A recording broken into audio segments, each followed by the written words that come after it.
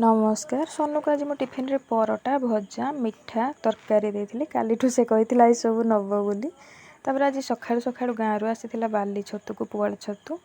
तापर आज गेस्ट आसीबार थिला तो मटन आसीथिला नानी एठी मटन को बाहर करी भल भाबरे धोईकी रखिथिले तापर नानी आज बनैथिले मटन तापर एठी लंच रो प्रिपरेशन चलीथिला देखंतु आज लंच रे ई सब खाइबा बनथिला